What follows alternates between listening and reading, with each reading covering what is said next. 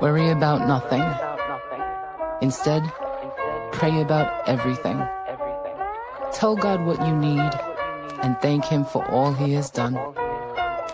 And the peace of God, far beyond what we can understand, will guard our hearts and minds in Christ Jesus. Amen. I'm feeling again. I'm feeling it from the top of my head to my toes. I'm feeling a feeling deep down inside that no one knows. I'm feeling a sigh of relief, now I'm finally over one of my grief. These negative thoughts have drastically ceased, and I'm feeling again. The pain in my heart has suddenly turned into joy. That's something that all the money you have can avoid.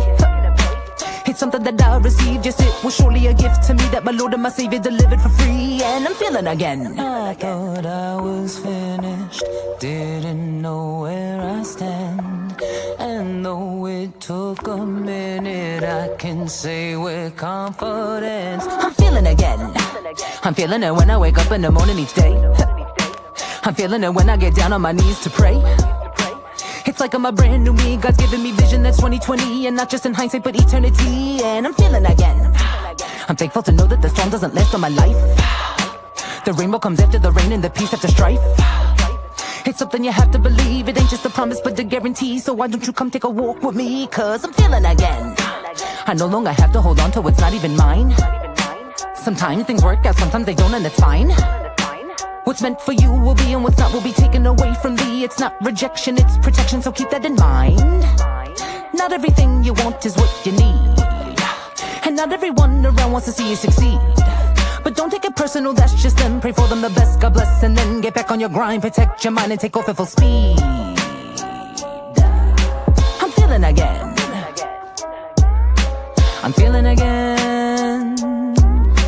I'm feeling again.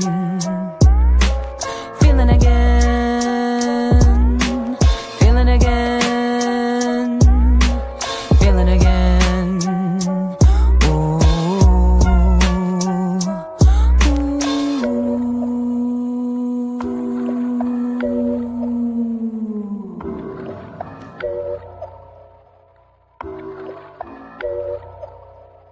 Walk with me now.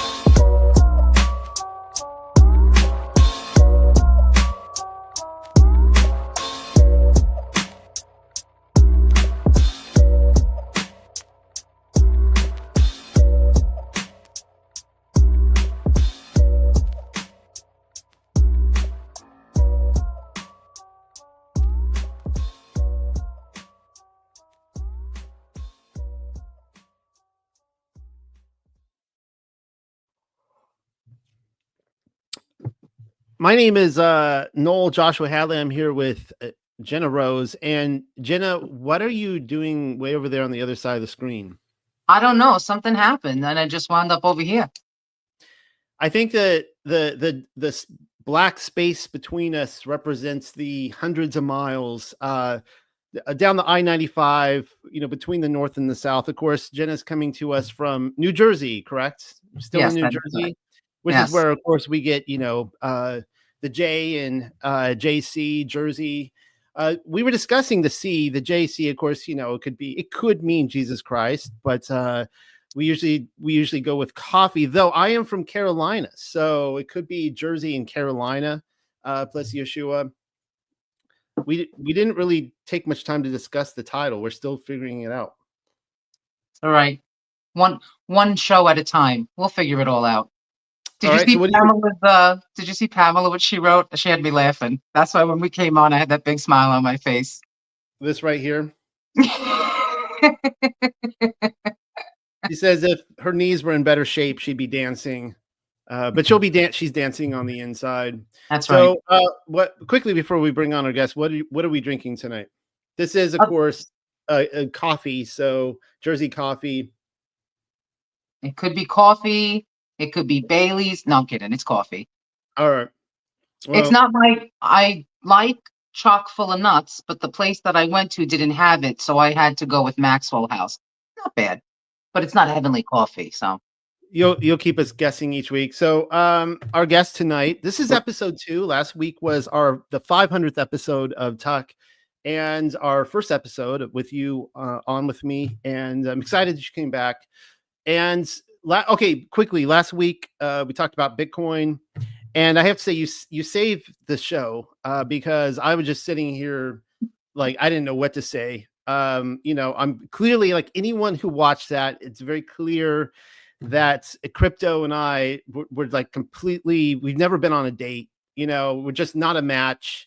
So I appreciate you coming in and swinging into the rest of you, asking all the questions. And of course, I know you have a lot of questions this week. Our guest tonight is Shaman Walking Bear, the one and only. He's been on a few times. I'm going to bring him up now.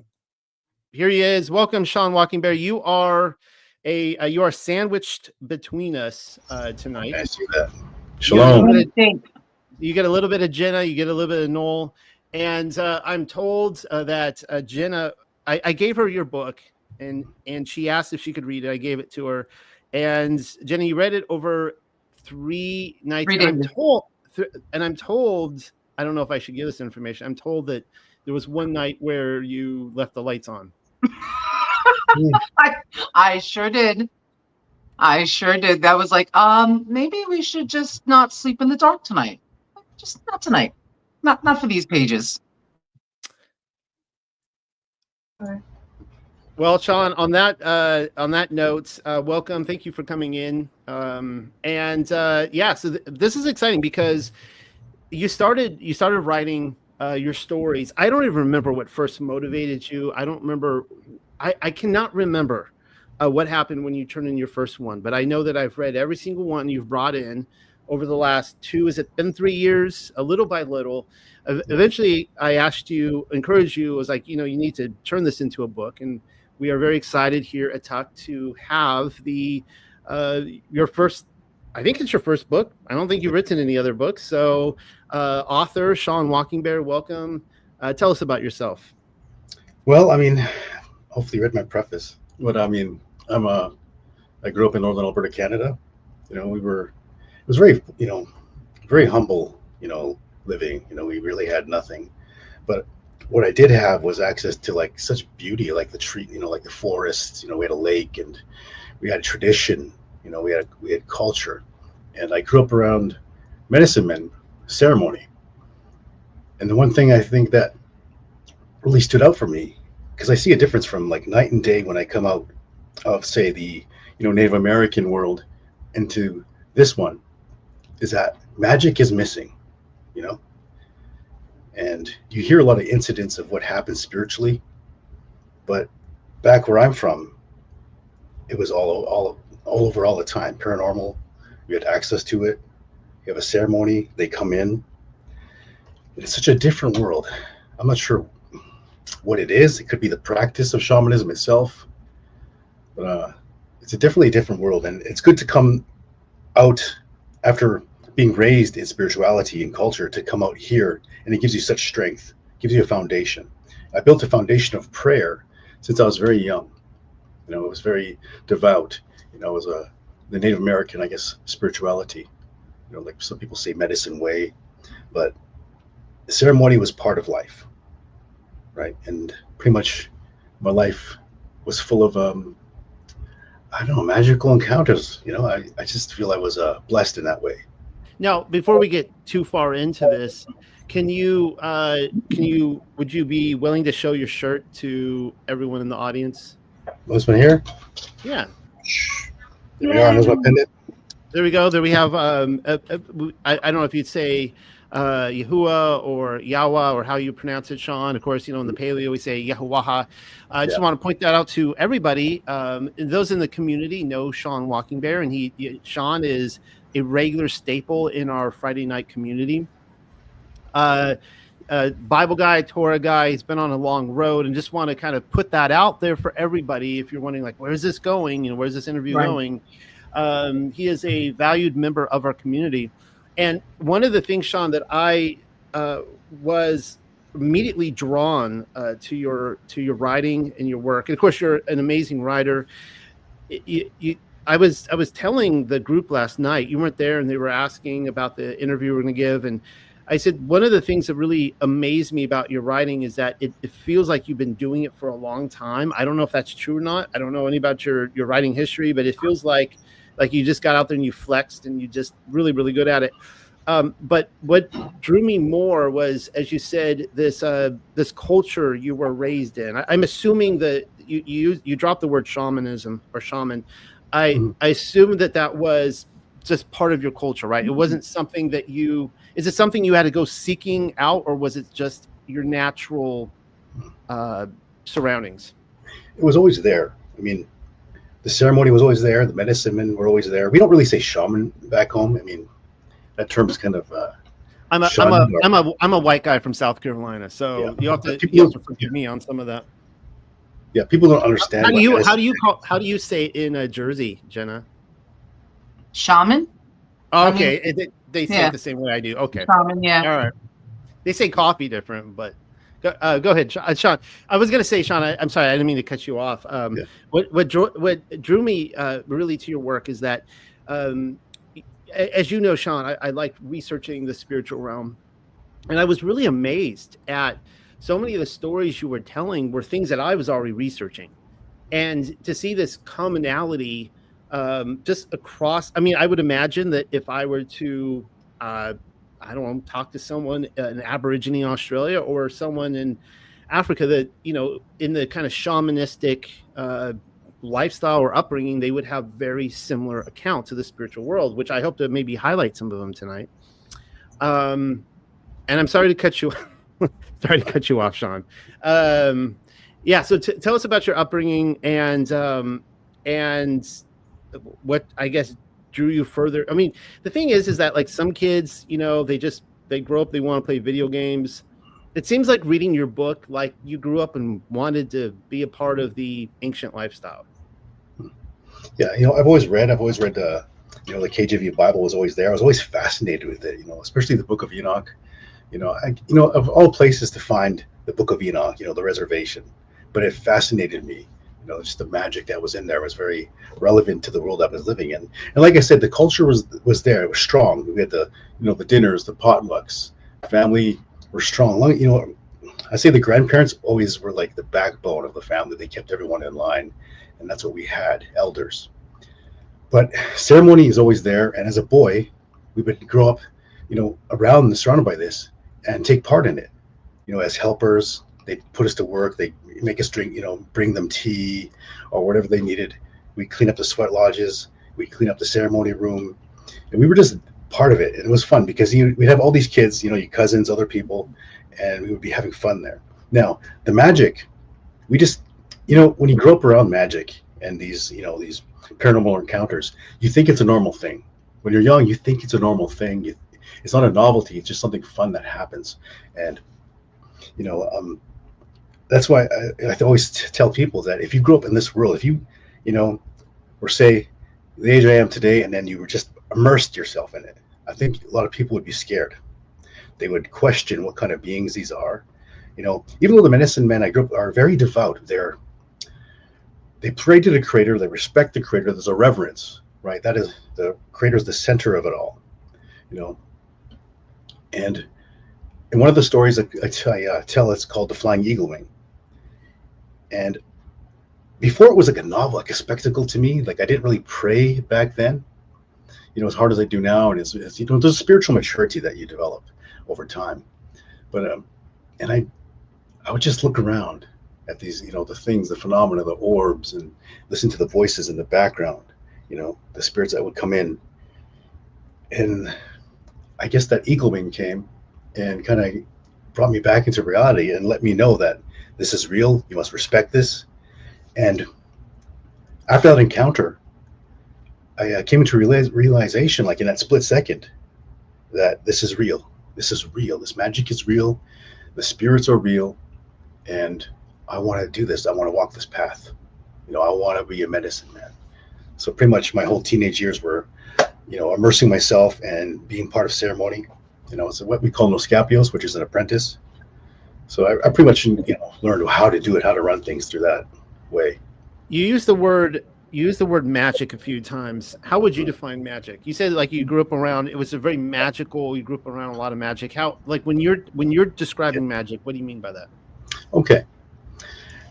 Take a normal, like a regular person's life who just, grows up, wherever in the city, and pretty much your life is pretty much just set out there. It's pretty much, routine. Nothing out of the ordinary happens. But on TV, you're going to see, magicians. You're going to see, movies and, television shows that show this magical phenomena, like creatures and beings and orbs, and you see ghost hunters and all that, right? That is the magic I speak of. When you see an orb in daylight, even at night, when you encounter these beings, when you see a Sasquatch, when you hear the voice of a spirit coming out of a medium, right? And basically, reading you, how you're feeling emotionally, what you're going through, what you need, and giving us medicine, telling us what plants to use. When we pray for something, telling us that we might have, like, say, bad medicine on us. But these encounters are what make, when I say magic, when you see a being, you hear a being, you feel a being. And that's why I was always fascinated with spiritual warfare, the discernment, the fight. And would you say that magic, now that you are a follower of the Torah, would you say that that is something that you look upon and you say that that is against God, something that opposes his word? Or would you say that that's something that you're still... Interesting question. Yeah. I've pondered. How do you feel about it today? That is an interesting question. This. Yeah. No, go ahead, Sean. I was just going to throw in that I was actually pondering this very thing today. I was actually writing a paper on this very topic. So, yeah, I'm curious to hear your thoughts. Yeah, I mean, you always have the opposing view. There was always, the Catholics and the Christians that were around, and some of the residential school survivors were largely Catholic. And they have this view some of them have this view that it is evil, that it is not good. And then we also had these, how would you call them, Pentecostals, that would say it's evil, it's bad. And from as much, as I was devout, I would say whatever, we pray to the Creator only. We worship the Creator, we fast, we pray. But then you have this phenomena. And, what's funny is that my ceremonies were active when I'd have them by myself. When I say active, orbs, voices, something speaking to me, and you'd feel them. They can touch you. They physically touch you. It's not like just a ghost in a room. And when they say, like, the ghost goes through you, no, this thing will touch you. It'll wrestle with you. But when I started taking up the Torah and then becoming more, interested in it, because it felt real, it felt right, that this activity that I speak of, the magic, kind of died down, kind of went silent. And it made me question, like, why is it that when I seek the Torah, when I search for the Messiah now, right? Because I never really was, given that belief in the Messiah when I was with the medicine men, because they still have that belief that, the Bible is translated wrong, or it's just been translated too many times, or this Messiah is for other people, not us. So I never was really part of my life. But funny enough, I would see the Messiah in my visions, my biblical visions. So it really gave me that belief since I was young that, that must be real. And when I was doing, say, healing sessions, right, like spiritual warfare, doing prayers for people, I would do the Native American prayers and stuff. But sometimes I'd have these very scary, like, you feel the fear, these scary encounters, one-on-one with people. You could feel whatever came out of them or what was affecting them was there, and nothing would work until I started using, say, Torah-based prayer, bringing in the Messiah, bringing in the Ruach HaKodesh, praying to, to the, Yahweh, and then these things would disappear. They would leave, almost like you feel their anger and they would be gone. And then that made me feel like there's power in this. There is power in this way, and if what I was doing could be, could even be considered, a kingdom, divided, against itself will not stand. So was I fighting fire with fire, or was I, now standing on this, path of good, we'll say water, it was a totally different experience for me. Yeah. And I know you think through this a lot to this day.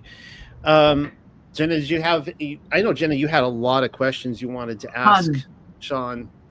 So let's just start going through them, and let's just drill Sean. He's in the hot seat between us right now. So let's just go through and drill all the questions you have based on his book. All right. So many times I saw that you spoke about your grandmother, and you said that she was a Catholic. So was she Cree, or was she married in? Was she not Native? How did she become Catholic? Or she was a residential school survivor, and a lot of them were raised by priests and nuns. Right? Oh, okay. And it was pretty much drilled into them, become part of the regimen. I guess it became part of survival, right? You need to pray, you out of the necessity, or you don't need, or maybe you go through abuse, or you're punished.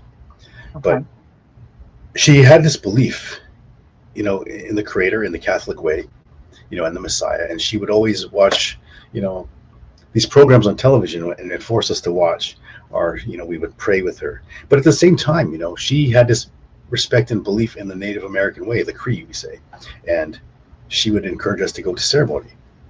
Okay. As part of prayer. But when we stayed with her, we would be watching the Pope on television, and Sunday Mass, and I'd be dragged to churches like at midnight. Like I got dragged to church all the time. I didn't like it, but I thought it was fascinating.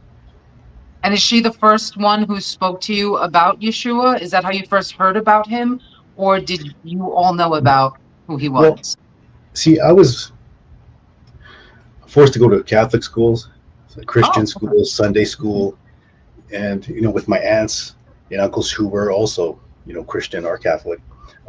It gave me a foundation for belief. I knew what it was about, I knew what they were speaking of, but at the same time, I believe in the Native American way at the time. Okay. So, but that was kind of maybe what spearheaded your journey towards the Torah? Like it was always there in the back of your mind, even while you were... Well, it basically, I only really ponder it in retrospect, in the sense that it was always there. Like for some reason, I was immersed in that way to give me this foundation of belief, right? Okay. Because I didn't seek the Messiah until later in life. And then I had trouble because I was like thinking, what if I'm doing something wrong? Because I had this conflict, like, okay, I'm praying to this being, this man, but the Creator is who we pray to, right? And then someone told me, no, you pray in Yeshua's name, right? And you walk his path.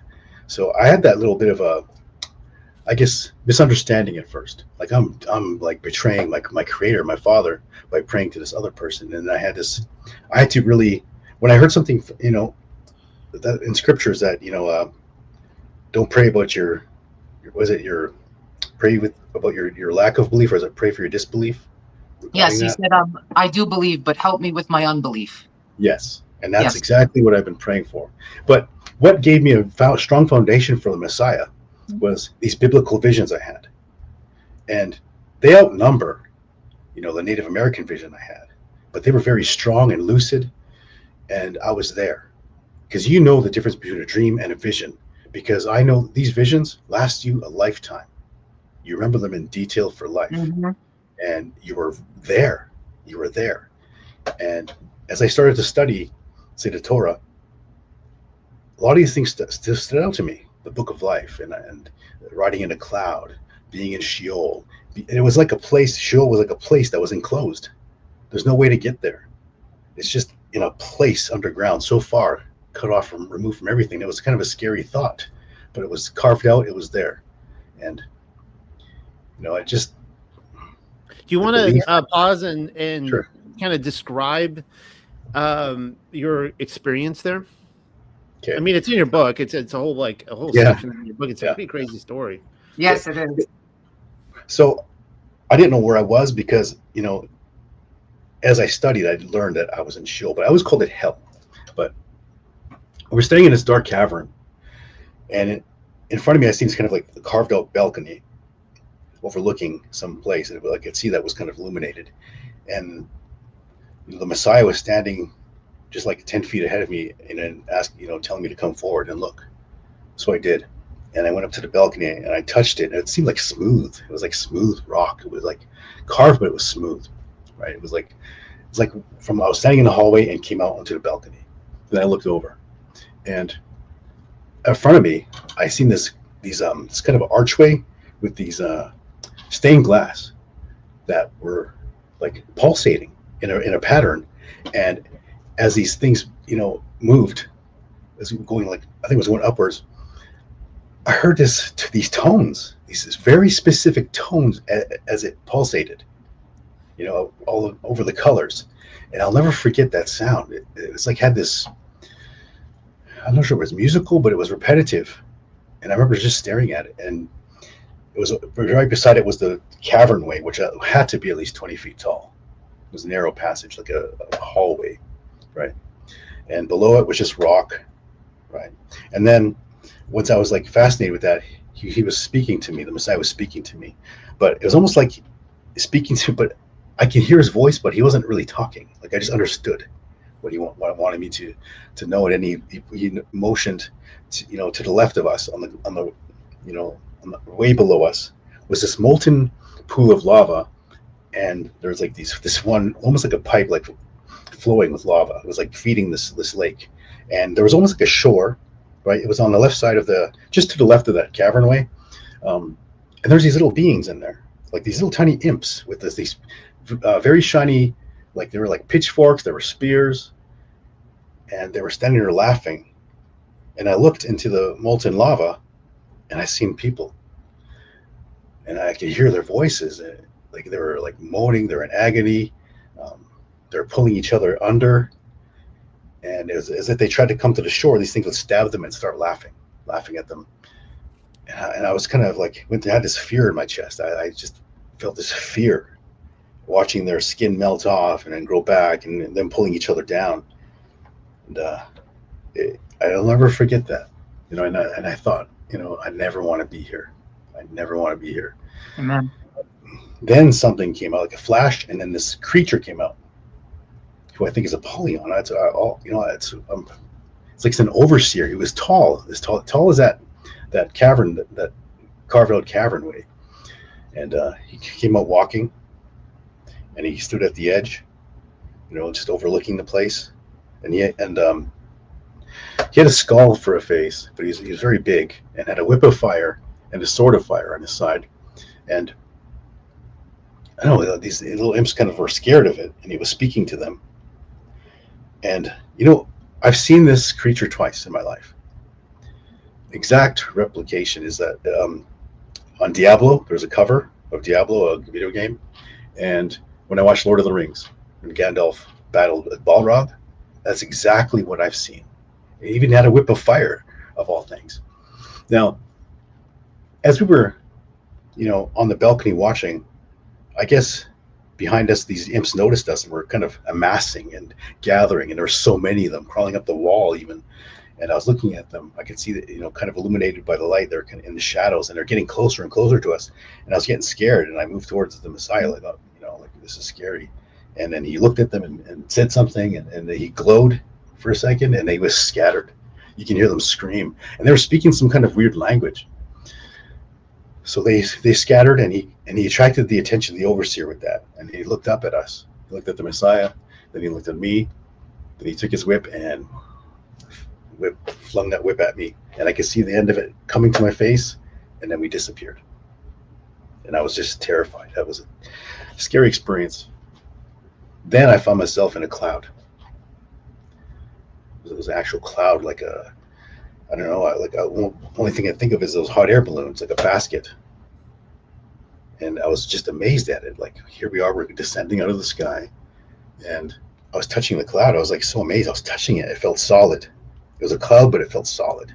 And beside me was the Messiah, and he was dressed differently. Because in the cavern, he was dressed with a kind of a dark olive tunic with a rope belt. This time he was dressed in white with a golden sash. And I could see he had a short beard, light brown beard, kind of shoulder-length hair, and he was just kind of talking. tell me where we were. Like, and the sky was interesting because there was no sun, but it was illuminated with colors like a sunset, the purples and the oranges, and there were so many clouds. Like the clouds were different as well. And below us was a lake, which was so still, it was like a mirror. It was mirroring the sky. And like I described in my visions, is that it's always so quiet. You see trees and the leaves aren't moving. You see water and it's so still. And you can hear noises from across, it could be from the earth, and but as we descended, I noticed where we were. I was back home. And as I tell in my stories, that is a place I grew up, at the beach. It's called Walton's Beach, because I see this big, Saskatoon bush, and I seen these people gathered, and I recognized them as people from back home. Some were living, some were deceased, but they seemed to be like happy, like this is a family reunion. And it was, I noticed these steps, these floating silver steps, and then there was like a platform, and there was a podium. There was a, immediately I thought this is an angel. Didn't have wings. It was just these white robes with purple. And the cloud descended right at the base. Then we walked up, and the Messiah and his angel started conversing, like they knew each other. And I was just standing there, looking around, looking at this book, this thick book. It was like at least 10 inches thick on each side. It was as he was calling people up.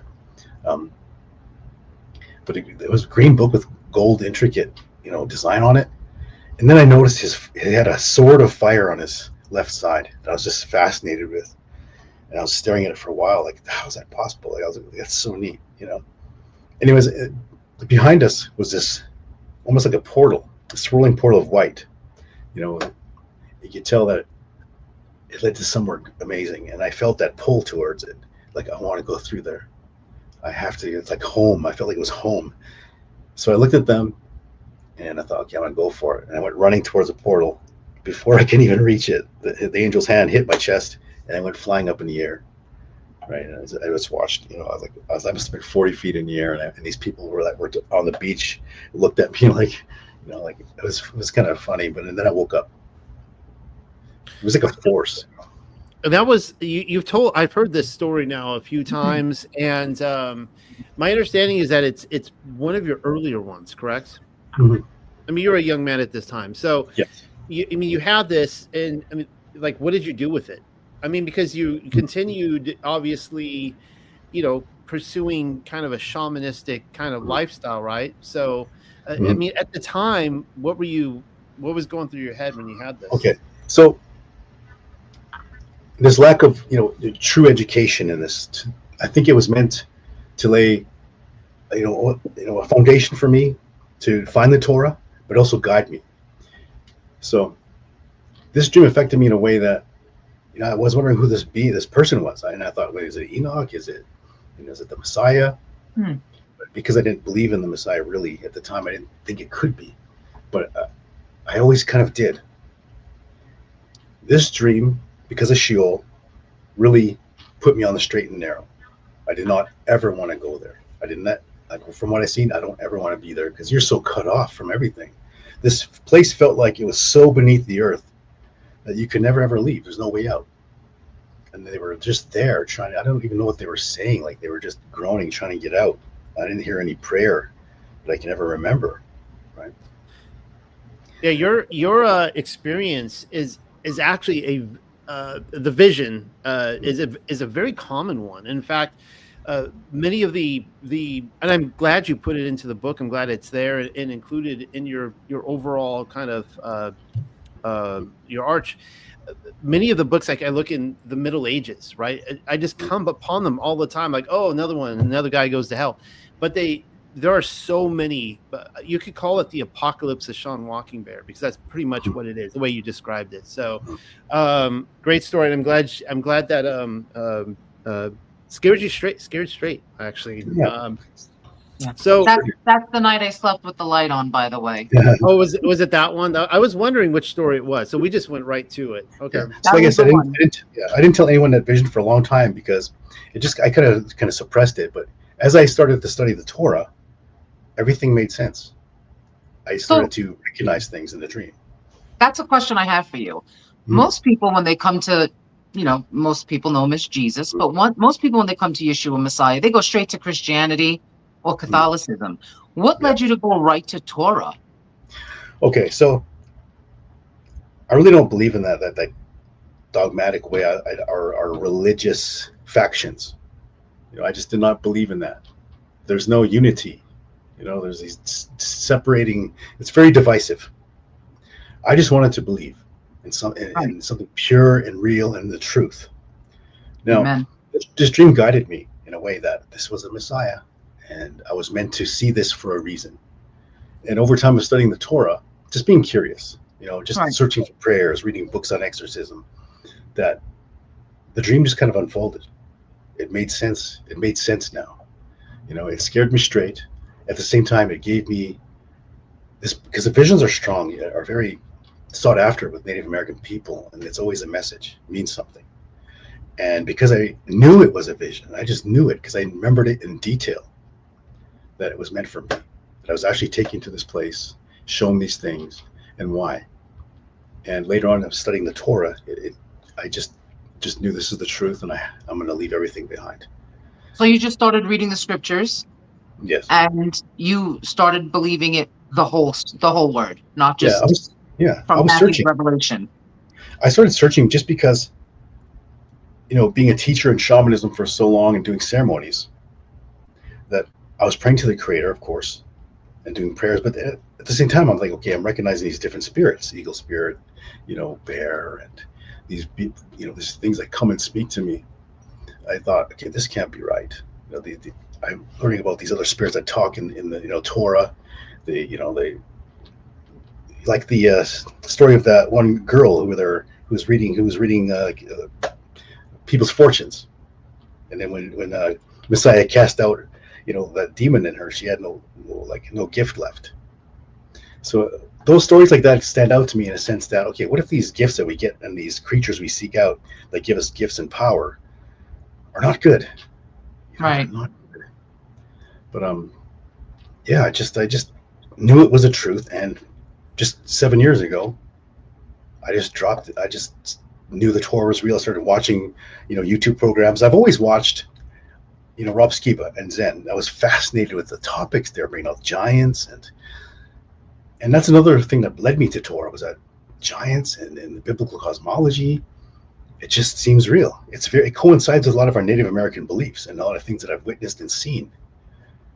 So, over time, I watched them. Then I watched Alan Horvath, and then Parable of the Vineyard when they began, and then I found Noel, and the same topics that were being discussed fascinated me, and they didn't seem very fringe. They seemed like it was the truth.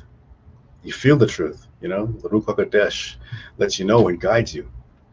So, I've been walking the path of the Torah for 7 years now, and I just gave up all those.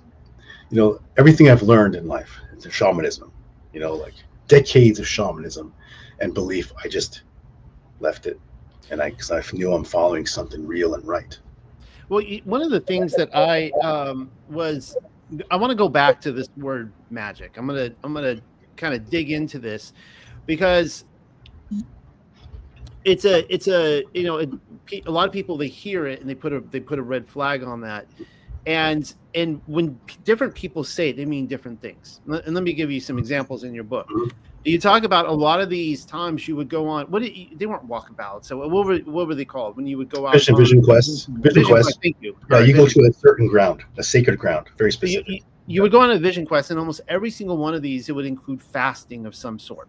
And yes. you even talked about in your book, like the walk of shame, that some people, they would, they wouldn't make it the whole time, and they would come back because they wanted food and water and go back home to mama, that kind of stuff. And because it was rough. I mean, you'd be like howling weather, whatever, it's bad stuff. But the thing is that I started noticing a theme in your work, that you would go, it would be when you're fasting, and all of a sudden, like, Sasquatch would show up or something like that, right? Or whatever. You am I correct? Am I off on that? Yeah. I mean, there I'm seems not to sure. be Yeah, and there's one specific case that I do want to talk about tonight. But the same thing when you get into scripture. You look at, like, if you want to meet Yahuwah, like you have to be pretty badass, and you have to go out there for 40 days on the mountain, right? Like Elijah, 40 days fasting, Moses, 40 days fasting, and they actually were with Yahweh. So there's a connection. What you're seeing, what I'm seeing is that there is a connection in these spiritual practices of discipline. Now, you talked about how they all went away, but from my perspective, it's kind of like, okay, I'm letting everybody know out there that I am actually pretty square in that I don't smoke pot or marijuana or anything like that. As a channel, I don't advocate it or against it. I have many viewers who are pro marijuana, and actually, it's one of the dirty secrets of the Torah movement. I actually never encountered so many pot smokers in my life until I came over the Torah, and I'm finding out that they're all doing it, the bad kids. And one of the big discussions they have in there is that there is a connection that people feel to the spiritual realm when they are, ingesting cannabis in whatever form. But a lot of it will depend on your own spiritual state. It depends on who are you serving, who are you worshiping, and that is what's going to start manifesting to you. Are you following, Sean? You dig? You agree? Disagree? Well, yeah. I mean, I like what you said there. I mean, well, let's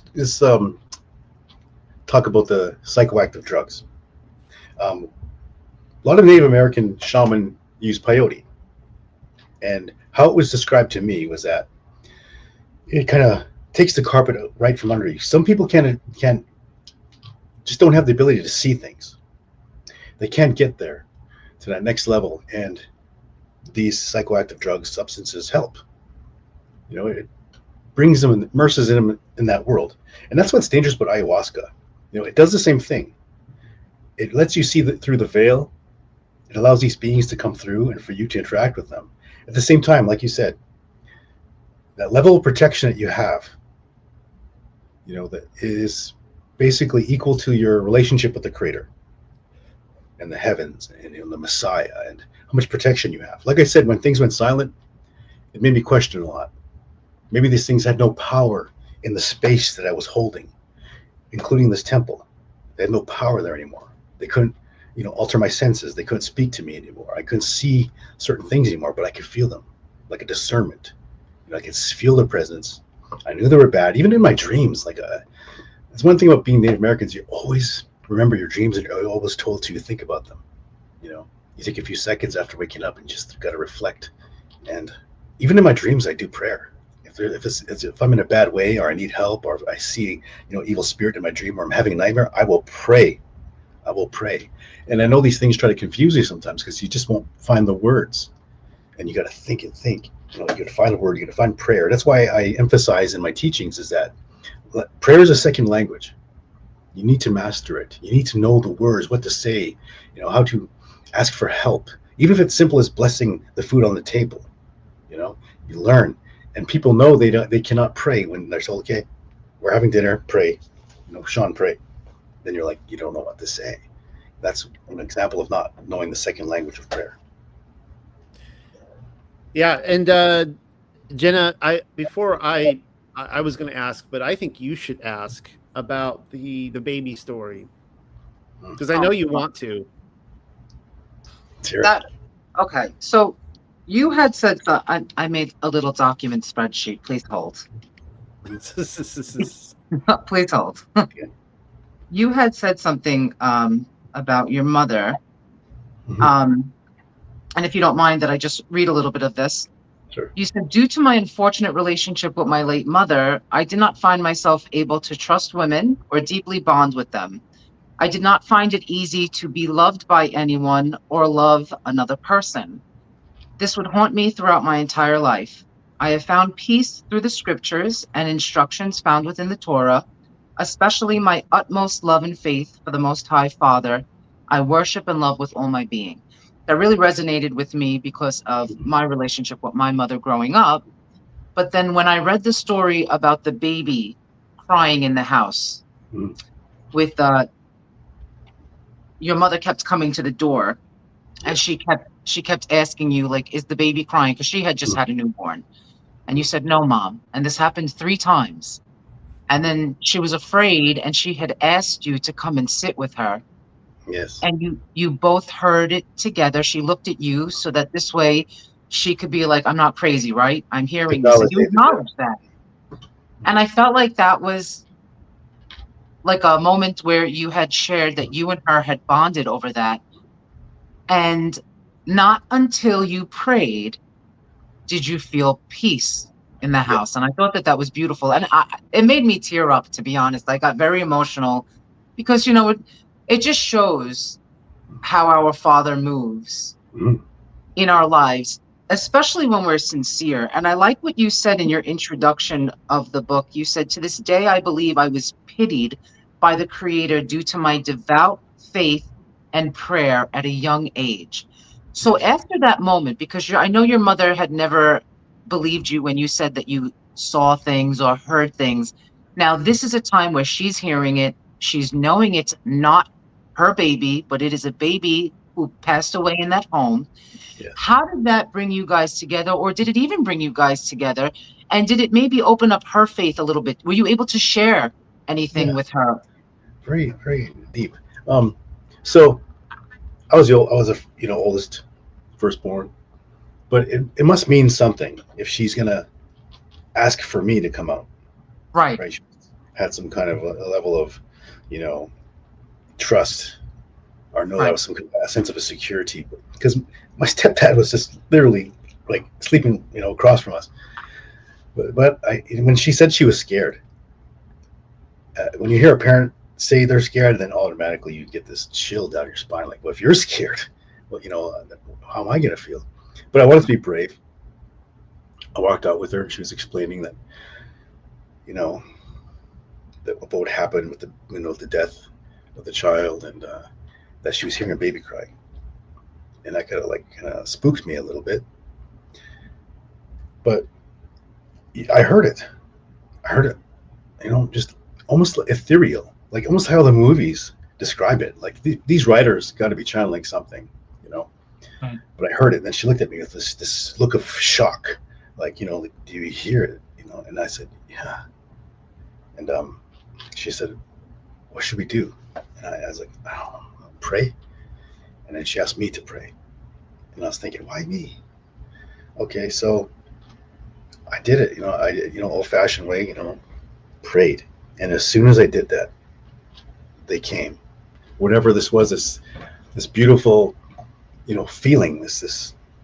If you ever want to, describe the divine and its presence around you, that's what it would feel. And they came immediately, and there was more than one. The way I felt it, and immediately, and then I heard the baby cooing, like we say, like almost like the heavens were waiting to come. My mother looked at me like this awe in her face, like she was surprised. She felt it. And then we both sat quietly, and the house felt so different. Like it felt blessed, like a true, sanctuary, a true home. It felt warm, it felt safe. And when you want a home to be safe, people say, oh, intruders, but no, there's a spiritual world here too that you're safe from, that will not come in. And that's what I felt. And when she didn't say a word after that, she did not say one word about the story either. So never talked about it again? Sorry, no. Never brought it up. Never brought it up. Okay. So in review, not to sound too stoic, because Jenna over here is boo-hooing, and I'm kind of just, You shut up. So basically, in review, there was a spirit of a baby that was crying in the house.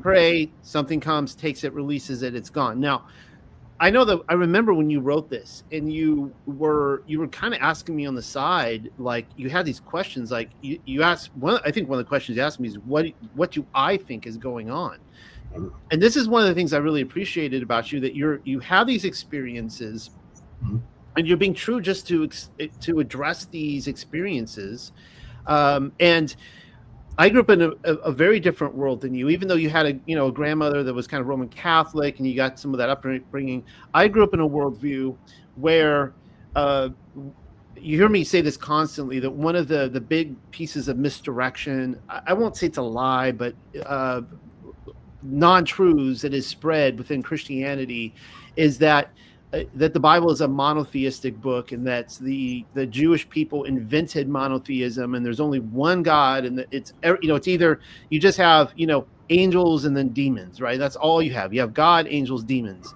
and then they don't know about all the Elohim and all the. One of my views on this is that the spiritual realm is, Jenna, you and I were talking about this earlier, that the spiritual realm is as diverse as the animal realm is. That we are, when we look at, like, say, the fairy culture, I see us as like the best I can come up with is like we are like the angels to the angels are to the fairies what we are to animals, right? Mm-hmm. So in this experience, I found it really profound because I've thought about this a lot, with this idea of, when I grew up in Christianity, they would say, oh, it was just a demon that was just trying to trick you. It was a demon that was trying to trick you, and it was saying wah, wah, wah in the bathtub or wherever, and you prayed it away. But it seemed to be like this is a legitimate type of experience that has caused me to wonder, like, some people are going to like hit the unsubscribe button right now, but I've often wondered, is there a possibility, and it's just a question I'm asking, I'm curious what you think, Sean, is there a possibility that there could be some spirits that for whatever reason they get trapped here when they die, and that you literally release this spirit to go to its next destination? Yeah, I mean, I know a lot of people have trouble with that very notion, like, why a child, But I mean, if you believe in pre-existence, are we really children? We're here as baby. We're here as infants. We enter here as infants, but how old are we? But people have this belief that as a child, you'll be embraced by the Creator and saved. So a lot of people have trouble with this whole notion, and the story would happen, and they'll immediately say it was a demon playing with you. But then what was this beautiful feeling that came in, which can also be, like was it what the Hasatan can be disguised as an angel of light, but this was just too real, and it was for the good, and nothing can compare to what I felt after. Yeah, well, okay. I mean, take the baby aside. I mean, you have so many examples. I mean, you talk about seeing a leprechaun. That there's the deer woman. There's the Sasquatches. All these kind of things. I mean, clearly. So when I'm reading your stories, I'm just like, the first time you had mentioned Enoch. The first time I read Enoch, I'm just like, yes, because you're seeing that, like, there's like spirits of lightning and thunder and the snow and the winds and just nature itself. And I read the Targums, I'm seeing the earth and the water, all these different conscious entities, which is very probably very on par with the Native American culture, I would assume. Mm-hmm. And so again, just going back to my point, obviously it's not just something as simple as, well, they're just angels and demons. That's, obviously there's something more going on in all this. Yes. I know, Jenna, I know on top of your list was the deer woman, correct? Am I correct in that? Yeah, she's definitely one of them that I was like, one of them. Okay, so there's others. I'm gonna Jen, I'm gonna leave to your spreadsheet there, and cover something, because we're on the top of the first hour here, and I want to make sure we go through all this. So what are your questions for Sean? Okay, let's see. What did I say here? I should have been a doctor. I can't even read my own handwriting. Oh, okay. So the deer woman, okay, so you're lost in space over there, right, in the snow. Yeah. You're young, you can't find your way back home. You just went for a journey. I think you had cut school that day or something, and you went for a walk. Yeah. Was that the same one as the leprechaun? Was that the same one as the same area, same ravine? Same area. Okay. Yes. But it wasn't snowing with the leprechaun, right? No, it was summer. I have to say, I'm not going to cut you off, but that is one of my favorite stories, where you're a little boy, you're running along, and you see a leprechaun, and he's like working on something. And I always imagine he's got like a cigarette in his mouth, and you're like, you ask the leprechaun which way to the end of the rainbow. He's like, that way, kid, and You know, like I envision being really smart ass because it's like every little kid comes up and asks them for, you know, the Lucky Charms, right? So anyways, go ahead and ask your Well, there was no kids at the park, right? There's no kids, but I thought I seen a child, like another kid, in the playing in the bush, and I said, "Oh, great!" You know, so that's what. That was like the fairy story too, where you lifted up their roof. It was a pile of leaves, and they're like, "Could you leave us alone? We're having dinner." And you're like, "Okay." Yeah, they looked up at me, and the father figure said that to me. Yes. You're just like, all right. So were those the Smurfs, or they just fairy creatures? Fairies. I believe in two races. The fairy type people, and then of course the dwarf like people, which are also in Lord of the Rings. Which I've never seen. But the dwarf people aren't like the Smurf people. Like they're bigger than the little guys. Oh yeah, they're actually like dwarves. Like how they're portrayed in Lord of the Rings is exact. Like the one I seen on a canoe was your typical dwarf-looking creature. You know, it's amazing how when you watch movies, how accurately they portray, and they're not even trying. Like the never-ending story. During some fasts, a lot of medicine men will encounter the spirit of a dog. I forget his name, but he can fly, and he'll come out and try to trade. And one day, while watching Neverending Story, that wolf creature, the medicine were talking in Cree, and they're like, oh, and basically they told me that this looks like that dog that comes to bother us when we're fasting. Oh, I play the Neverending Story soundtrack on vinyl in my house, and one of my sons still ducks. He ducks under the pillows when that music plays with the wolf. You were the first, Sean. I'm sorry, we got to get back to the Dear Woman, Jenna. But Sean, you were the first, I think, that of Native American culture. Maybe I'm just ignorant of this. That ever heard about dwarves within North American? I mean, is that typical within just basic lore of Native American? Well, it's not so much lore as it is elders telling stories of their encounters. Oh, it's not like told as in a fairy tale. It's like, oh, I remember we were young, or my medicine man that taught me, or the medicine man's teacher, a couple generations, would always see them and trade with them, and they go fasting and they would see them. So it was almost like stories of recollections, It wasn't so much, oh, guess what? There's a story of a fairy. No, this was like, I seen them, I wrestled with them.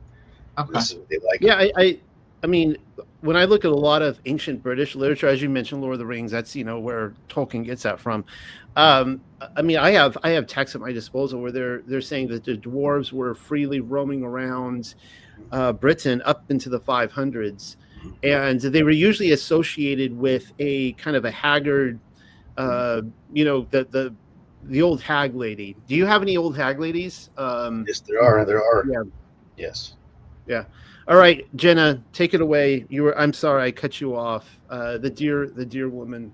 Wait, am I gonna have to watch Lord of the Rings? Because everybody make reference to it on TUC, and I've watched it. You've never seen Lord of the Rings? I picture old biblical Earth as Lord of the Rings kind of way, Middle Earth. My brother and I, because he's a Lord of the Rings fan. John Q, are you hearing this? We watched the first one, right? Well, we were at my mother's house.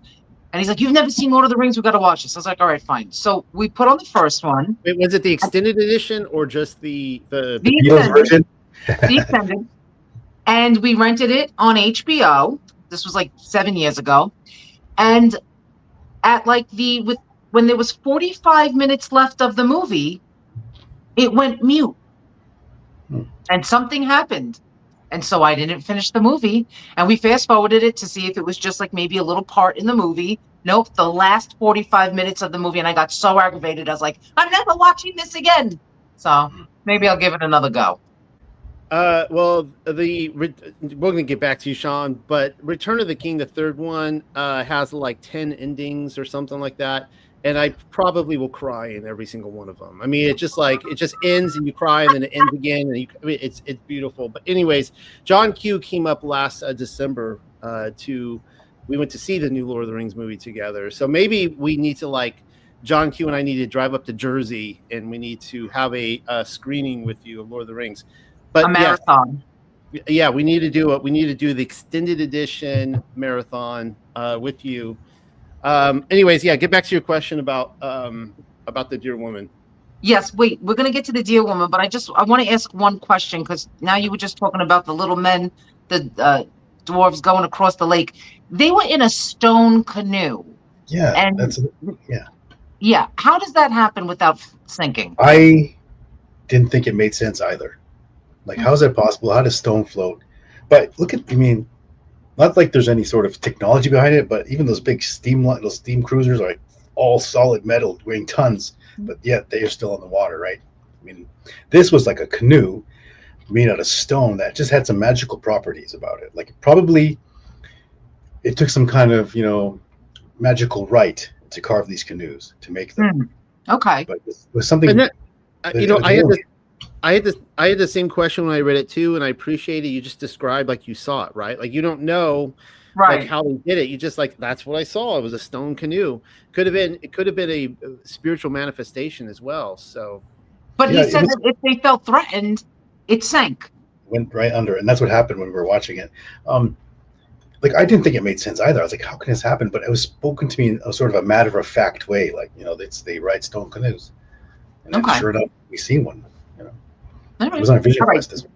Dear woman, so you're in the snow, you're freezing cold, the snow's up to your waist. I think you said it was about 3 feet high. You're making this, like you're treading in the snow, and and you're trying to get back home. You have no idea where you are. Your voice is not echoing because the snow, stops the echo and the traveling of your sound, and you hear twigs breaking, and you're like, oh, someone's coming to save me, and you look at it, but it's a deer. So deer, right? Deer. All right, whatever. So you go back and you sit down and you hear the snapping again. What do you see? Tell us. Okay, so the world's a huge place when you're small. I'm not sure how I must have been around 5 at the time, but I was calling for help. And I thought, for some reason, at that young age, I was like, okay, I'm going to die. I won't see my mother again. And I was getting an emotional mess, and just from being a scared child. But I heard a snap, and I thought, oh, it's somebody. Somebody's here. As I looked, and there's a deer standing there. Like any other day, I'd be like, oh, a deer, great, like cool. But this is more like, you can't help me. And I sat down. Right. And then I heard almost like the sound of footsteps in the snow, footprints. There's a very distinct sound of the snow. And then I looked at from her peripheral vision. I seen a black figure coming, and I looked, and I was excited, like someone came. Somebody, it's just someone was passing by, and I started yelling, "Can you help me, please?" And as she got closer, I recognized it was a family member. And even in Native American stories, even biblical, they can assume shape of someone that'll make you comfortable.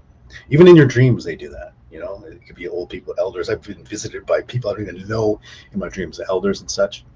But this was my cousin, and I was so excited to see her. I didn't even think about why, how's it possible? I just thought, can you help me? Can you save me? Can you take me home? And she didn't really speak. She just kind of nodded and smiled and grabbed my hand, and we just kind of glided through the snow, which was kind of like, I look back on retrospect, and I think this snow was deep. Like, winters back then were pretty harsh. Like, we would jump off the roof into 6 foot snowbank. Right. Just that's how winters used to be. Yeah. So I mean, obviously, in your case, it's been I think a couple years since I read that story, but I remember obviously she guided you home. But wasn't the deer woman generally thought to? Is she related to kidnappings? Well, the thing is, you hear stories of other spirits, like deer woman. I've also heard stories of her luring men in and killing them. That's what you wrote in your book, yes. Yeah, they were unfaithful and seen as not being very good men because that's what they sought, and they were killed or taught a very bad lesson. But this was a deer. Could have been, I say it was deer woman because the song came to me later. But yeah, it was just looking back at it, as I grew in spiritual maturity and knowledge in shamanism, the medicine men, these kind of things made sense later because I didn't even think about it. Just came to me one day. I remembered, like, oh wow, I remember this time I seen the deer. That must have been a spirit. The spirit of it assumed the form of a human. It came to help me. See, being immersed in the world of medicine man and then the Torah, studying, all these books, really made these visions make sense. Like and it's almost like for a reason. I've seen these things for a reason. The dear woman, she didn't say anything really. She just listened to me. And then the only thing she said was, don't tell anybody you saw me. Okay? I said, yes, of course. And I went running home. Well, I think you've told people by this point. Yes, I told everybody. Yes. Well, now, when you said to your mother, oh, my cousin brought me home, what did she say to you? She said she was just on the phone with her. And back then they used to talk all the time. Right. My mother pretty much raised them. Right. Yeah, now, called me a liar. Okay. So, like, I'm not a person who just, like, leisurely reads books. Like, I don't just go to the bookstore and buy books. I'll read the Bible. I'll read, extra canonical books and, conspiracy theories and stuff like that. Like, I'm just not like, I think I'll go read a book today. Mm-hmm. Not only was this book amazing, and which is why I read it in 3 days, I couldn't stop reading it, but the fact that these are personal accounts that you have had makes it, more interesting, and it really just gives everybody a different perspective of what other people experience. Like if this was me a year ago reading this, I'd probably be like, blasphemous, stone him, he's magic, he's shaman. But reading this now from a different perspective, and also from a different place in my life, and also because I can resonate with a lot of the things that you wrote about, because I've gone through some of these things myself. Not that I was a shaman or a medicine man, but not until I started to put my faith in God. And I didn't know who it was. One day I was fed up and I looked up to the sky and I said, whoever you are, whichever God you are, whoever is the truth, I want to know your truth. And from that moment on, I started experiencing things like you. For instance, the sleep paralysis. Yes. Yeah, and you have many stories of that. And at first it's horrifying and you don't know what to do. And the first time it happened to me, I was in my mother and father's house in Staten Island, and I'm trying to scream for help and I can't. You can't. You can only see with your eyes, and you know that. Mm-hmm. And you're trying to scream and just eventually it stopped. And then one day, I guess I had the revelation, why don't you try to say Jesus? Yes. And at the name of Jesus, it fled. It fled. Now, I'd never seen any of them. I felt them. I heard screams coming in all the way up to my left ear. They would start from afar, come up to my ear, and then drop. And then that's when I would get paralyzed. Or I'd feel like something tugging at the end. So reading this, it was almost nice not to feel alone in it. It's interesting, though. Like, why the eyes? Why do you have full control of your eyes and not the rest of your body or other muscles?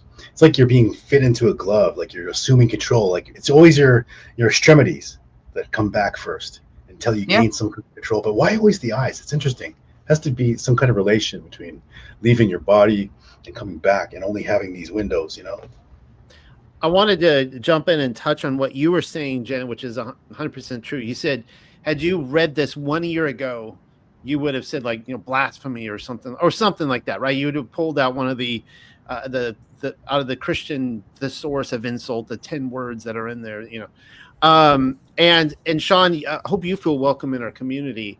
And he is welcome in our community, but it's in some ways, this is a difficult subject matter to tread on lightly, because when you are dealing in the Christian culture, right, anything this is clearly outside of the box experience and thinking that just people their brains explode. They don't know how to deal with some of this until they're ready. And when you're ready, I found your work very therapeutic. I love reading it because I'm just going, yes, like I'm just connecting with this stuff. I will say really quickly, because you do talk about talk about sleep paralysis in your book, and I had the same experience too. It's probably been 15 years ago at this point, long time ago, but I used to be a traveling photographer, and oddly enough, I didn't put it together for the longest time. I was a Christian, but I didn't put it together for the longest time that it would only happen when I was at home. And I would go out on the road to hotels or whatever. It never happened. And I remember laying there at night in bed in the hotel, starting to get concerned about going home that this would happen. And I'm like, wait a second.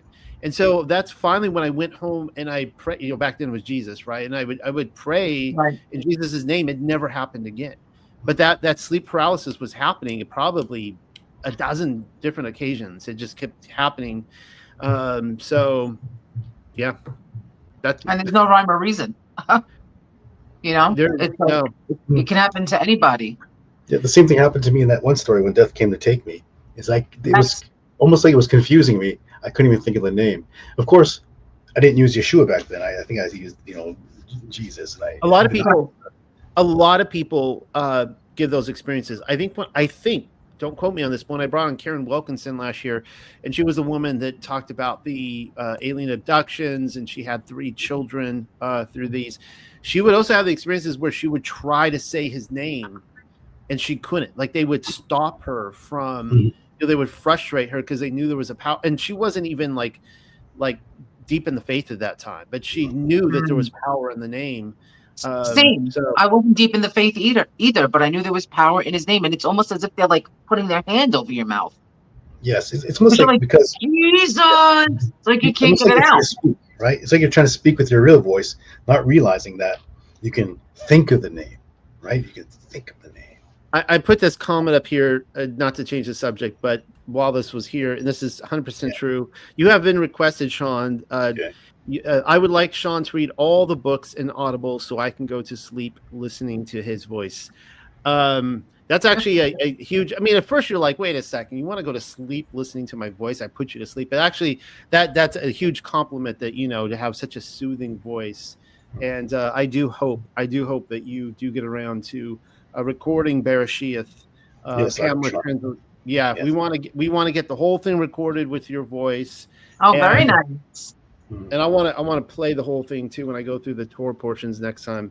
So one of the going back to the therapeutic stories, one of them that I really resonated with, which maybe most people, I don't know what most people are going to resonate with, but for me it was the astral projection episode. Now I want to point out that I have never astral projected. I am not telling people to astral project. I'm not, I'm not in any way, shape, or form. However, I have done so much. When I came over to the flat Earth, that's something I became really fascinated with. I didn't even know what astral projection was, so I came to the flat Earth, and I started looking into the mystery religions, and I started seeing the spacewalks, how they're out there, on the silver cord, the space shuttle, which represents like their body and their soul, their spirit is coming out, and they're connected with the silver cord. And then, of course, you see the silver cord. The Solomon talks about it as well. That when it snaps, bye-bye, you're gone. And that is, of course, a connection we have in Scripture, that there's something legitimate about this. And we see this experience all over the world. And I'd be curious, instead of me telling the story, I'd be curious if you would want to talk about that experience. And then I could always throw in some commentary at the end, some of the things how that connects with so much of my research and things I've looked at. I've always been fascinated with out-of-body experiences. It seemed like something that was possible. I would read books about it, even when I was young. But the thing that made it real to me, and why I sought after it, was that I would unintentionally find myself outside my body at times, whether being on the ceiling or floating through a hallway and trying to get through. And that one time I rolled out of my body and I was on the floor and I could not move. Like, there was no energy. I could not move in a physical way, with muscle. I was on the ground as a weak spirit. Like, I did not know how to navigate, or I didn't know how to make this body work. But I felt like an evil spirit in the corner, and I was praying. I thought I was trying to climb up the wall to the light switch, but I could not.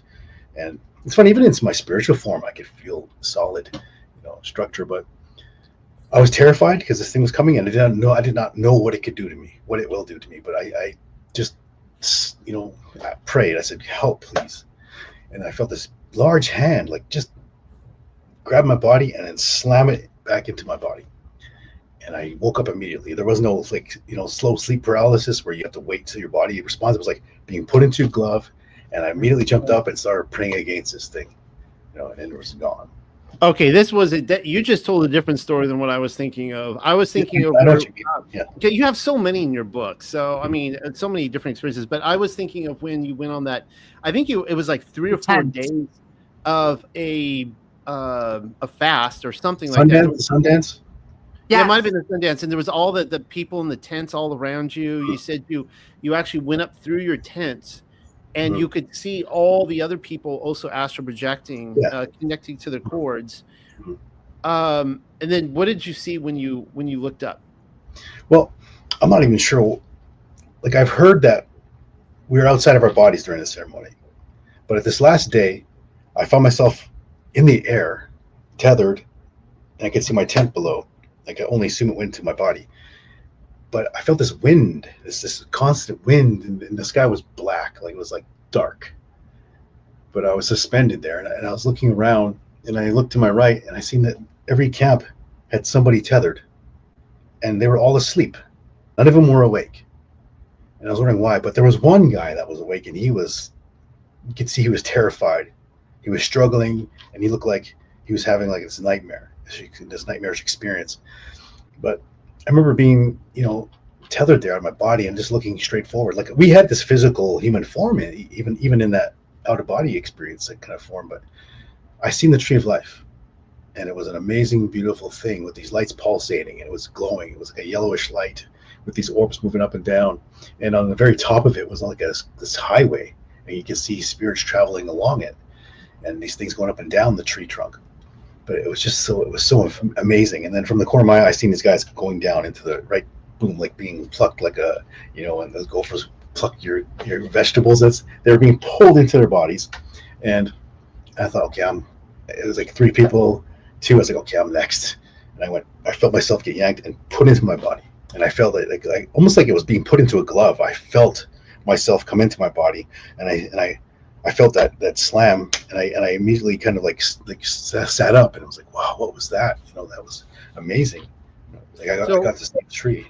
So what you saw, you called the tree of life, and I no reason to disagree with that, but it's also referred to as the world tree, correct? And you saw like this, so you saw this massive was it kind of like a spiritual type of tree? Like was it physical, like a giant sequoia tree? I mean, what did this tree look like? So I guess we have the symbolic representation of the tree of life in the center, but this was a massive tree. Like if you take, what is that?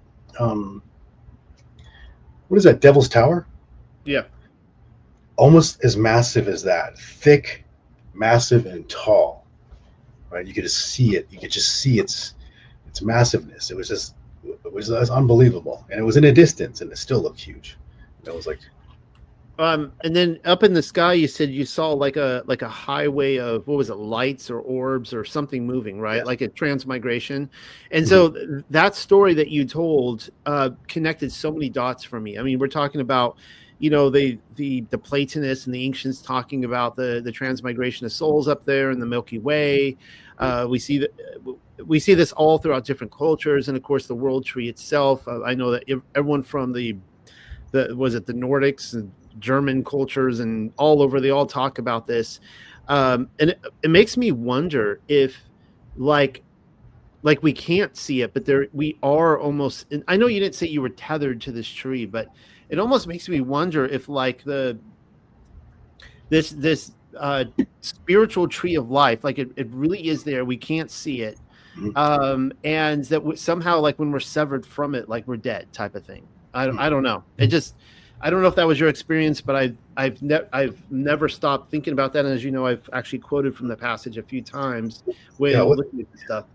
What's interesting is that I was told that that's the spirit road, and this ritual we were going through would connect us to that spirit road in case, if we ever pass away, we'd be allowed to walk it. We'd be already connected to it.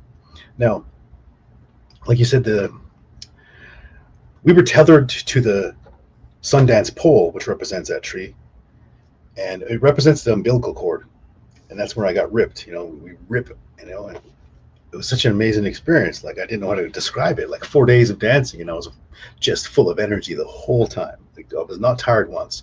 I was praying very devoutly, and I had a mission, And that's what drove this, this I guess this experience, is I had this very deep need to pray because I wanted something.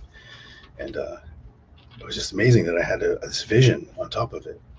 Of course, I mean, a biblical example of you said a spirit road. A biblical example of that would be Jacob's ladder or Yaakov's ladder, where he literally sees some sort of staircase or something of angels ascending and descending to the earth through a portal or whatever. So, I mean, we do have a biblical precedence for it. And of course, you see that all throughout different cultures, Asian cultures, Japanese, whatever, these ideas of these spirit roads. So I found that really fascinating. And that, spirits, it's not necessarily something that's so simple as just transporting from, beam me up Scotty from one portal to another, that there's actual travel involved with these spirits. So that seems to be a pretty common experience.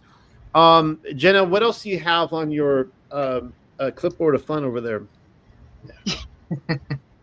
You mentioned something, but you didn't go into any detail about it. Okay. And I wish I wrote down the whole sentence, but you did mention something called spirit travel. Yeah. And was that what you were just talking about with Noel, that you saw the spirits like traveling up there? Or is that something different? Because excuse me. I had an experience once where I do believe, because I felt it was about 2018, where my spirit, I died and my spirit came out of my body and I appeared at the side of a man in a hospital bed. And there was someone else on the other side. I believe it was an angel. And I preached the gospel to this man in a hospital bed. And then all of a sudden, like you just said, I felt my spirit come back in my body and the breath come back into my life. And when I woke up, I went, so is that the same thing? Is that spirit travel? There are many ways that spirit travel is used. Of course, there is, having the out-of-body experience. But also in ceremony, when you're the head medicine man, sometimes you'll be taking somewhere to a location. It could be a magical place, could be a spiritual place, it could be a physical place. But say, example, someone's looking for somebody, like it could be a person, or whether they're deceased or not. You'll be taken to the spot. We won't be given any coordinates, but it's for you to recognize how far you went, where you went, and the surroundings. Right? That's one example of spirit travel. But your body where it still is, just your spirit's taken? Yes. Okay. The out-of-body experience way, when almost like you're in a waking dream and you're taken out and the spirit guides you somewhere to give you a message. Right? That's another example of spirit travel. And of course, the out-of-body experience one is like the forced way of travel. And this is where I feel like because you did it on your own, you don't have any angels watching over you. You don't have any sort of member of the heavens watching over you. I think this makes you vulnerable when you do it that way. It's like almost like when people do ayahuasca or go to take peyote, they open themselves to a spirit world, but are they versed in prayer? Are they protected? Is their temples protected, guarded? And that's another, thing that I certainly didn't do that myself, I promise. I was getting ready to go to bed and then all of a sudden I'm taken in the spirit, I'm somewhere else. And I was like, what is going on here? Yeah, another term for that is when the elders say you'll be taken for a ride, which is not necessarily a good thing. But let's say you sleep on your back in a sweat lodge, or even back in general, and then you're just taken out of your body and you're flown somewhere. That's another example of the spirit travel. Well, I was on my back because I sleep. My father said I sleep like a vampire because I sleep like this with my hands across my chest on my back. Okay. Yeah. I can't imagine telling my daughter she sleeps like a vampire, but okay. All right. I get I was taught to sleep specifically on my side. You sleep on your back, you'll be taken out. You sleep on your stomach, then you'll be trapped. You won't be able to move in spirit form, which is interesting. My daughter sleeps like a starfish. She's got her hands and feet straight out. So yeah, my dad thought I was dead one day because I was like this. Of course, my sons sleep like hibernating squirrels. That's what my wife and I always say. When they're asleep, like when they were young, they're too big to pick up now, but I could like pick them up and we could just play baseball with them, throw them back. They would never wake up, All right. So one of the questions that I've had from you, Sean, I've asked probably a few times, and I'm kind of curious at your response now. And I know you probably thought about it a lot. I've obviously you think about this stuff way more than I do. It's your life. But in the sweat lodges, there would be there would be the bear, the eagle, things like that. And these are identified with kind of the patriarchy, certain specific former deceased individuals. And so they would instead of like appearing as just a spirit, they apparently would appear as these animals. The only thing, I'm trying to think if there's anything that's biblically on par with this. I know that the different tribes, that you have, like, obviously everybody knows the line of Judah, but you have the bull, the unicorn, which it would be Ephraim. The bull would be as well Ephraim and Manasseh. But then you have a wolf, a deer, a donkey, goat, rooster, right? They're different animals that represent different tribes. I don't know if there's any kind of channeling of those animals or anything like that, but like in visions or whatever. But what's going through your looking back on this now, because you talked about very real experiences with this. What are your thoughts? An animal spirit. I've thought about this, and I've been taught many things about it. It's like they're part of the guardians of us, but there is a masculine and feminine. There is a grandfather. There is a grandmother. There's both. Then there's the boss. There's always a boss. We say Ogumau, but they're there to watch us and guide us and give us gifts. And we say there's different types. We attribute a spirit to like a regular animal. Like you want vision, the eagle, high, flies high. You want to have an owl who can fly into the spirit world and give you, bring you a message. Or it's also an omen. And people seek out for the bear to help if they want to heal, a healing, want to be a healer or have a healing song. There's the buffalo that people pray for too. Like they want leadership, they want strength. But a lot of these animals are sought after for their, I guess their abilities and how we view them in this world, and which is true of like the tribes of Israel too, that they're the very specific characteristics of the tribes that are portrayed through the different animals. Not to cut you off. Oh no, that it's interesting. I'm reading a book called The 12 Tribes, the Hebrews. You brought it up in one of your readings, but I was fascinated. I had to order it. But it's interesting how they tie in Native American tribes to some of these lost tribes, which makes me wonder, like, how much is what we're practicing, tied to biblical times? What is real? What isn't real? What has been corrupted? What hasn't been corrupted? It's just fascinating read. There's speaking of, you mentioned owls. There's a couple naughty owls that live right outside my house right now, and they've been keeping us awake. And apparently, I didn't hear it, but apparently my wife Sarah couldn't sleep a couple nights ago because they were hoo-hooing, but very friskily back and forth for a while. And I missed that. I'm like, you didn't wake me? And she's like, no, you were sleeping. I didn't want to wake you. I'm like, so. What were they doing? No, they were what? They were hoo-hooing in a very frisky manner. That is funny. I was wondering what kind of sound he was going to make, and hoo-hooing was it. All right. There was, actually, one of the saddest things I ever saw, there was a husband and wife, I guess, owl couple out there. This was a few years ago, and I used to see them out there all the time, and they were really cute. And one day, they got into the female was so pissed at the guy, and she was just hooting at him, like yelling, hooting, and they were going back and forth and arguing. And then I watched her fly off, and I only saw the man alone from that point forward. He lost his woman. She left him. They had a big, and they were hooting back and forth. It was a big fight. It was really sad. It was one of the saddest experiences ever. Very sad.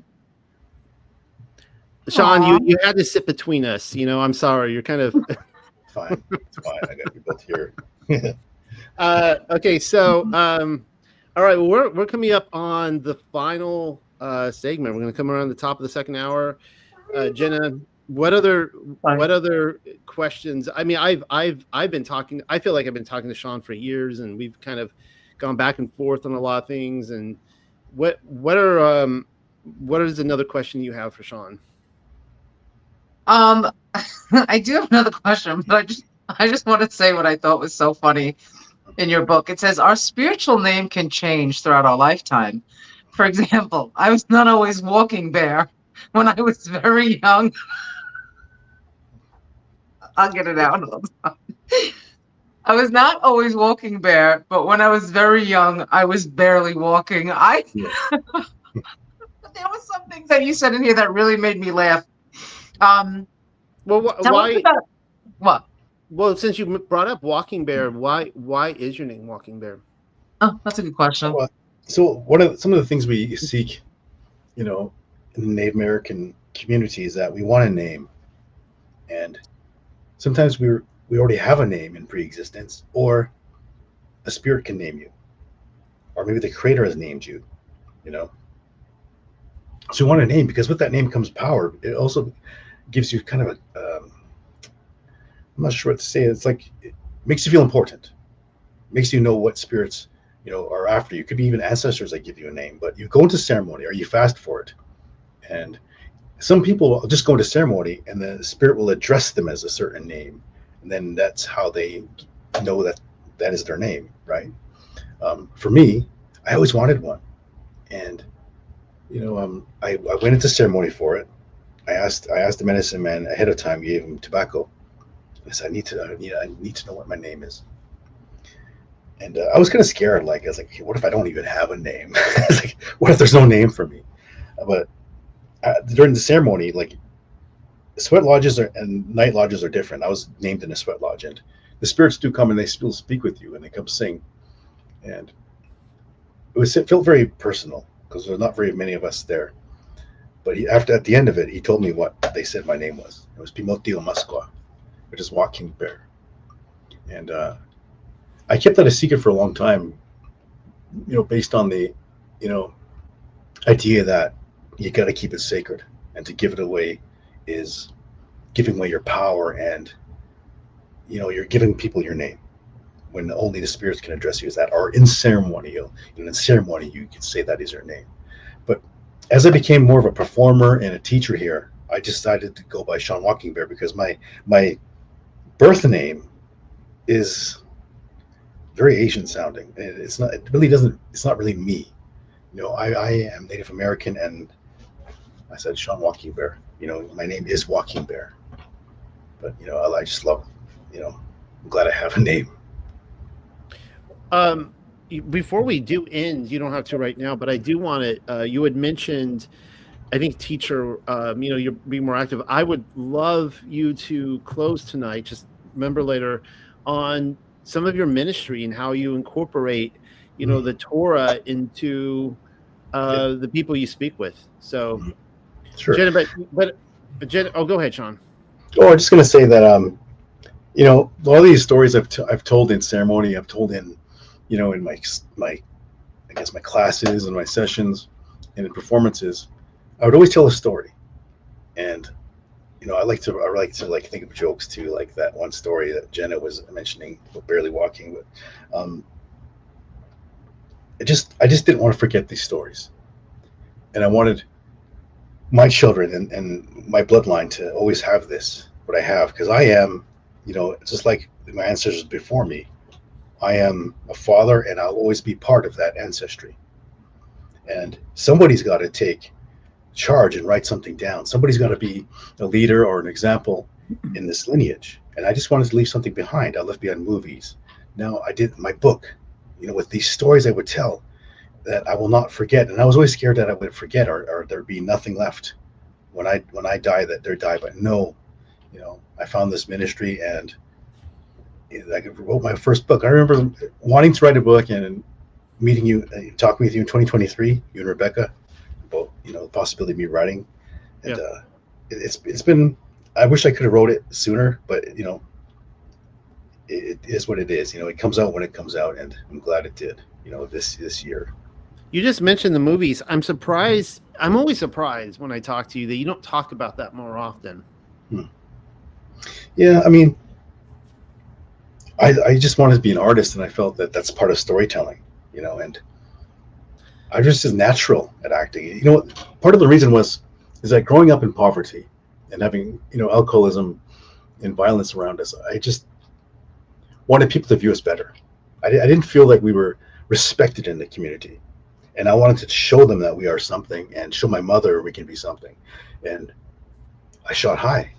First it was the music, but then I was watching TV one day, and we had rabbit ears, right? It was like reception kind of TV, but there was this new native show that came out called North of 60, and I was excited to watch it.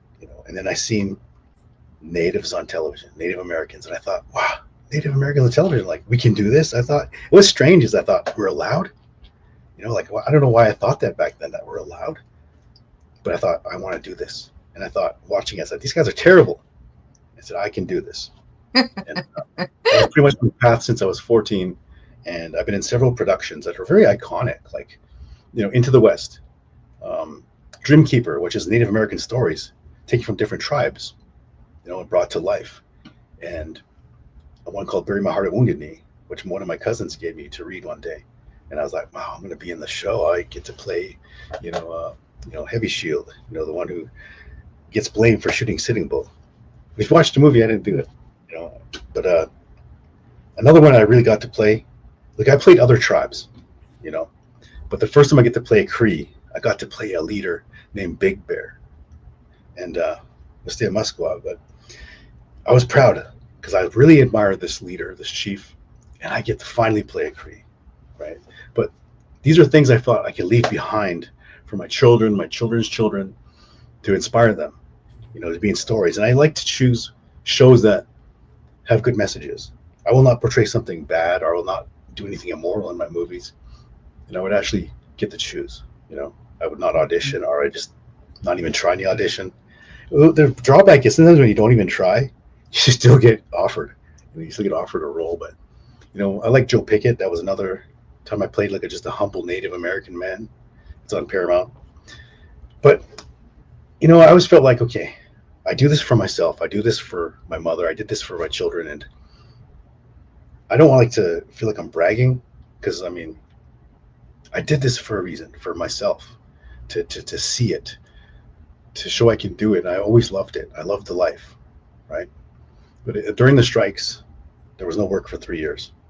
Writer strike, Actors Guild strike, and I was banking on this. As an actor, you live on it. You make enough money to live, for the rest of the year until your next project. Well, imagine this 3-year gap and having nothing, and it left a bad taste in my mouth that I felt like I couldn't survive. So I'm doing what I did art for many years, making Native American rattles. And that's another thing that I did. I made over 4,000 rattles, well over. I lost count after 4,000. I probably made closer to 5 now. But that's also wholesale orders. I've had a shop since 2014 on Etsy, and I've have rattles all over the world. And that's another thing that I really like, is that these rattles will outlive me, and they can be passed on as heirlooms. And that's what I really like, to just leave something behind.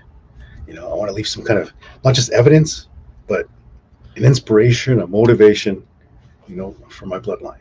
I'm hoping that you come out with another book that, this was obviously autobiographical from the shamanistic perspective. I would love to see you come out with another book. Maybe you feel like this chapter of your life isn't done yet, but on your time as a Native American actor, I'm always amazed at how modest you are, because I brought you on a few times. You kind of slipped it in there, and I kind of brought it out. But I would be like, and if I were an actor, I'd be like, last month when I was on this movie set, which reminded me of that movie I was in last year.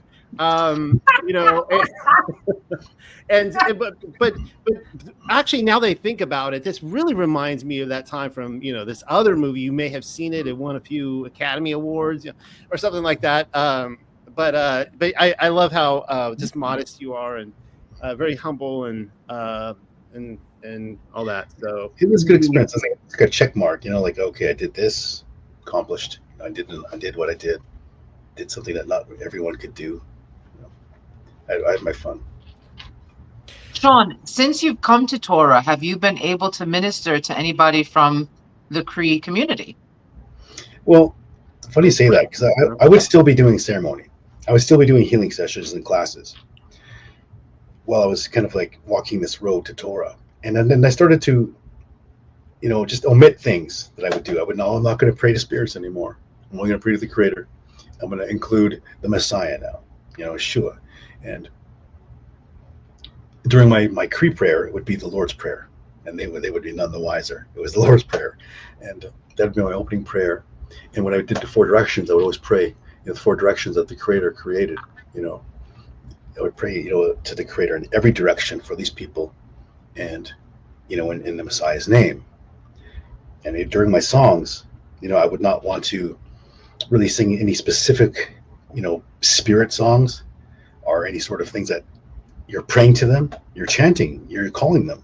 So I would only do ones that were for the Creator, or I'd alter the words and include this. And I would teach, when I would do the teachings in between, it would be almost Torah based. I stopped talking about summoning. I stopped talking about the rituals and the rites. And I used to do this very popular class about smudges. I call it Smudging 101. And I would teach about the different incenses, burn, medicine for this, medicine for that. Like, those are medicines of the air. You drink medicine, you take it, tablets, physical form. Right. But we breathe this medicine helps you too. And, people know that's true because of, these essential oils and such, lavender, for example. So there's a very medicinal truth to it all. But when you're given a concoction to cast a spell or love medicine, I think that kind of crosses the line into the not so good territory. Right. I would keep things good and real, and I ended up calling it Shalomomanism for a while. I wrote that down. I thought that was so funny. But From now shamanism to shalomism. The Shalomonism. Wait, but these people that you were having these classes with, were they Cree or were they people from where you were in all walks of life? You know what? Oh, okay. It always was like from your community growing up, your family members, your medicine men that you were under. Did you ever were you ever able to minister the good news of Yeshua to them, or did they just not want to hear about it? A lot of them I talked to about it, over the years as an apprentice, and I think now they must know by now that I'm a Torah follower, as I talk about it all the time. That's been my path for many years, and people should know. Like when I was doing my classes, like I do have some sort of a ministry, I guess, so to speak. I would talk to them about the Torah, right? But as far as it's all walks of life, and what is amazing is when you see a Native American family come in, or more than one, and you're like, wow, they come here for ceremony, they come here for real. And I always thought they come there to criticize me, but I welcome everyone for prayer. Like this is our family, right? This earth, us.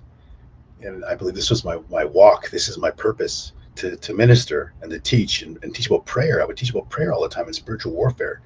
And when you see Native Americans come in support, because they want to pray, they come there for a reason too, as much, just like everyone else in attendance. And after they would say thank you, they bring me tobacco, and I would feel like that. In a Native American world, you just know the protocol. Tobacco, here, thank you. And they would come and they would bring tobacco. And it brought a sense of home to me, that they come here for ceremony. That's what I offer. And it was nice to trust them. In fact, I had one medicine man come to me at one of my performances. And then in front of everyone, he hands me a bottle of water. Big bottle. And I looked at it, I was like, wow. I was like, the gift of water. And I knew how significant that was. And I said, thank you. And I gave him my rattle, my personal rattle. And then he turns to everyone and says, he's the real deal.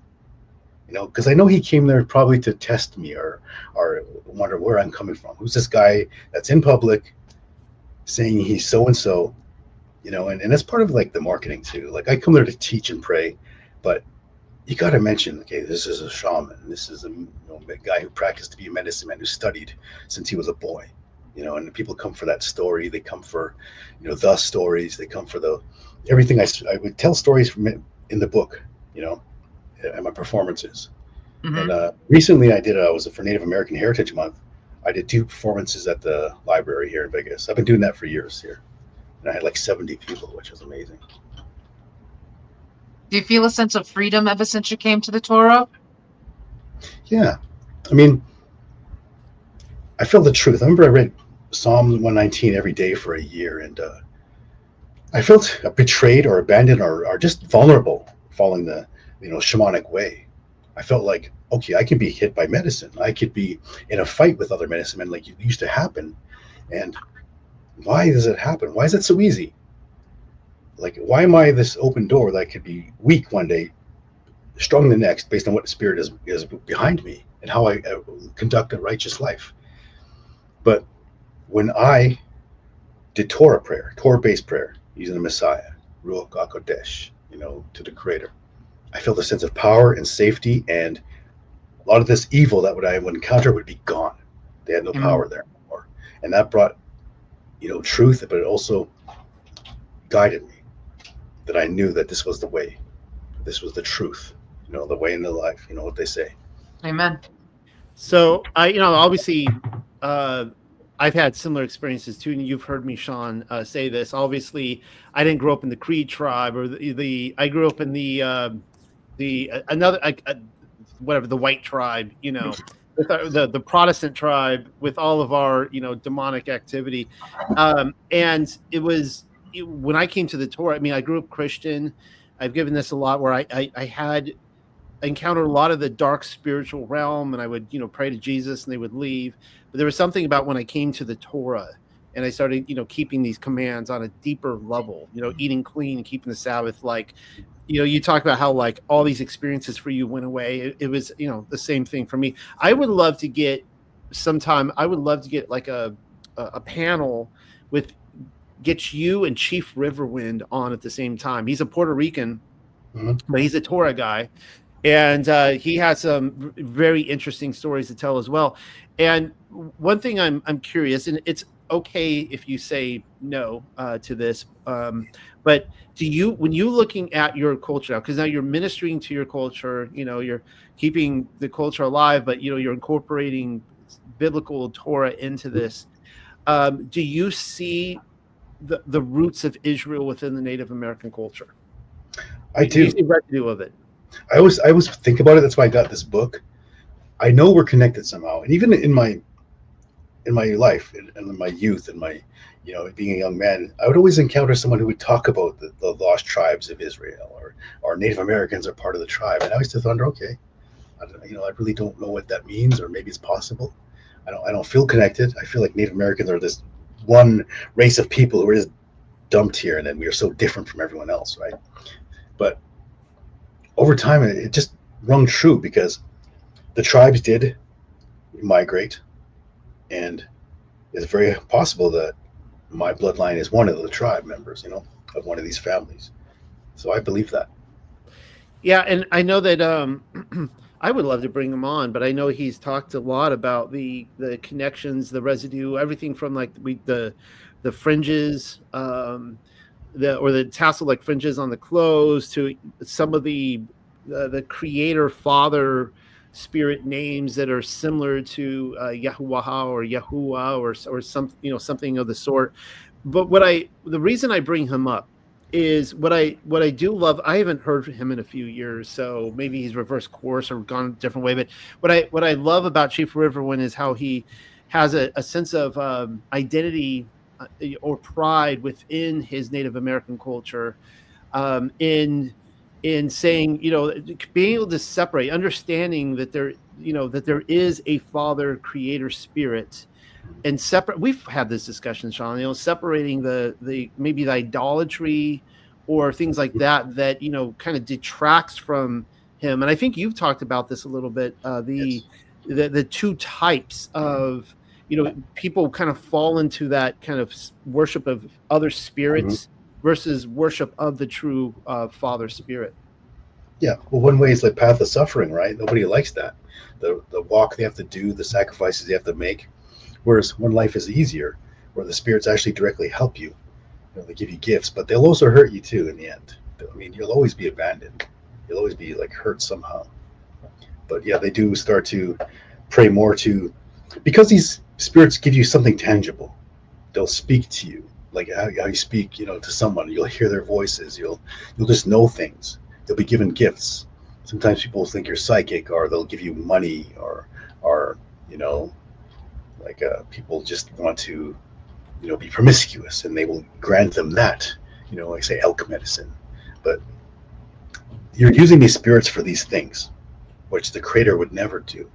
The Creator is about purification, the trials and tribulations, and the refinement by fire. I believe everything is. People say instant karma. No, this is what you need, because I believe that. You're refined in fire like bars of gold, and it's not supposed to be comfortable. We're here for a reason. We're not here to have fun. We're here to, find the Creator, find the Messiah, and live a righteous life. And as far as I was in, shamanism, it was always about the Creator. It was always about being righteous. There was never any talk of using medicine or bad medicine. It was always us, praying against these things, using the Creator and His children to help.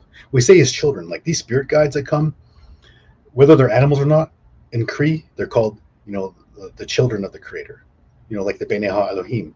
And that's another thing that made me think. So why do they come in animal form, right? But we know better than to pray to them. Just like the angel, in the Bible says, do not pray to me, pray, the Creator. Right. The same thing. We're coming up on the final few minutes, and I want to give you, Sean, anything you want to close on, anything you want to cover that maybe you didn't get to express in here. And Jen, if you have anything else you want to ask Sean. There's one more thing I want to bring up. The cat. I hate that story, but it was a story that happened, and yeah. What did you want to know? Just how you felt in that moment when what you were doing, when you were put in the cat's position. Yeah. When you looked up and saw your face. So yeah, Sean, I'm going to say, Sean, I love this story, and I know that before, if it's okay to say this, before Sean even wrote this story, before you wrote it or published it, you actually asked me, should you even be writing it? And I was encouraging you. I was like, yes, this is part of your experience. It's not who you are now. No one's going to think that you go out there and molest animals. I was 12. I was young and dumb. I cried in that. First it was tears of sadness and then tears of joy, but I cried. It's lots of shame. And when you tell a story like this, people treat you like you did it yesterday. You know what I mean? Right. I can understand. And we're all adults. Yes, I remember asking Noel, should I even say this? What's it gonna do to me? But this has a very, divine intervention sort of, story. It's I remember, yes, I was the cat for a second, looking up at myself, and I could feel its fear. I could feel its thoughts. It was asking interesting questions. It was what did I do wrong? Why are you doing this? Help me. Right? It wasn't saying what we would say as people. It was saying, what did I do wrong? Right. Help me. And then I came back to my body, and I felt this very deep sense of shame. What am I doing? And then the Creator, there could have been a Messiah behind the clouds just saying, okay, my son, you will take care of her and she will take care of you, and you'll walk together. And how a cat would scramble and scratch and go to the highest ground, right? It just casually went into my arms. And I knew that must have been something too. And this was a feral cat, right?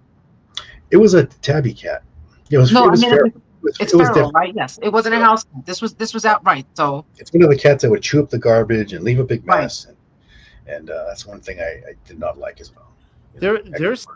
There's reminds me of the story in Jasher and a few others where these animals would, I don't know if it was done in a vision in that book as well. There was a wolf that actually spoke and asked the same kind of question, what did I do, that kind of stuff. So it's really interesting. There's definitely a biblical precedence for that. I've got nothing else. That was I enjoyed time. The time flew. I don't know how you felt. It sure did. I can't believe we're coming up on 2 hours right now, and time flew. I never knew. I knew I had stories, but I didn't think it would turn into a 144-page book, which I like. I remember I was scared. I thought this is going to be 50 pages. No, this is not going to be a book.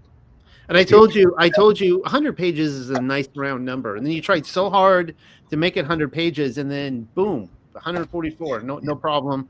I'll say one more thing too, that it's interesting, looking at your life, and you have all these different, obviously, tales from a shaman, and you have all these different kind of spiritual experiences, but you see these intercessions throughout that you identify as, you would say, Messiah, Yeshua speaking to you. You know very clearly that there's these other animal spirits speaking to you, but every so often you get these clear directions.